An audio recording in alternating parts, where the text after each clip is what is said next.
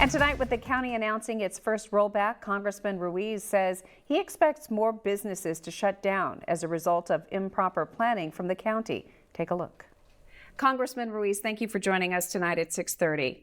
Let's talk about if the bars are now being ordered to close. What about restaurants and gyms and so forth? Do you think we're on our way to a second shutdown? Unfortunately, I think that without controlling the virus at full hospital ICU capacity, I think that we are on the way to more businesses having to shut down in order to decrease the frequency of people in contact in order to lessen the transmission. Okay, and we talk about the 4th of July weekend coming up, and this is when people gather and get together. Also, we are a tourism playground. People are coming here, they're renting homes, they like to be downtown Palm Springs. Is this a problem?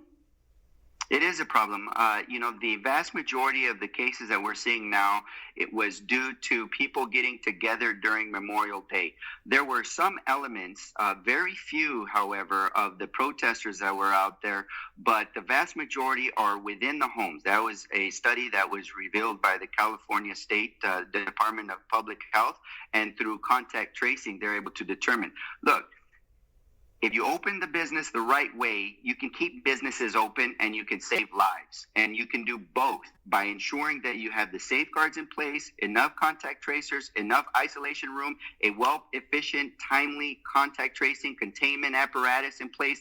That gives confidence in our businesses, our resiliency in our economy, and we can do a good job, and we have to revisit that. The county still does not have the proper safeguards in place. They don't have enough isolation rooms. They don't have the safety criteria for contact tracers. Opening the wrong way will lead to more surges, more people losing their life, no faith in the economy, and when the hospitals get overloaded, then they're going to be left with nothing but having to close businesses over and over again in order to save lives. What do you say to business owners now that have done everything? They have spent so much money, on implementing different things. I mean, I haven't seen anyone doing it wrong. I haven't gone out too much, but I have to say they're following the rules. And now, is this punishment again?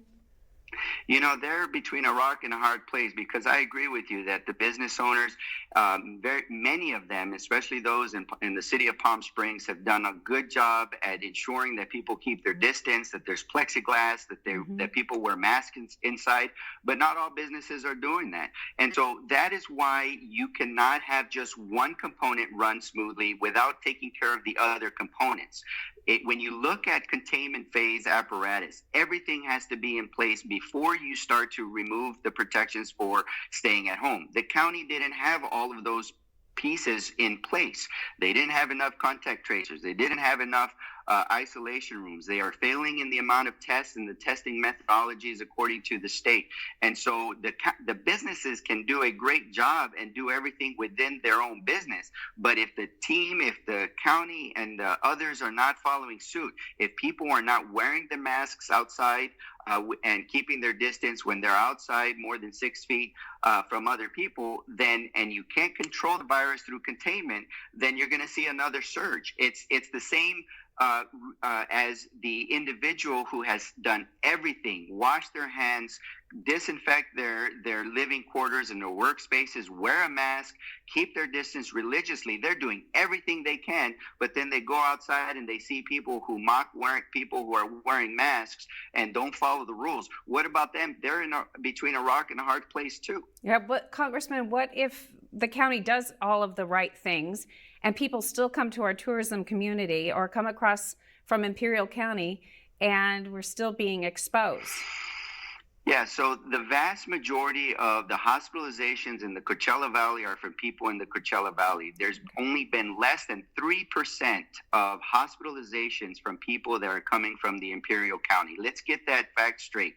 The second thing is that the county didn't have those measures in place to begin with. If you have those measures in place and people follow the recommendations, then you are more likely to put out campfires before they come forest fires. You're more likely to control spikes and outbreaks before they become surges. Unfortunately, the county has failed in containing this surge. Hospitals are starting to do surge intervention.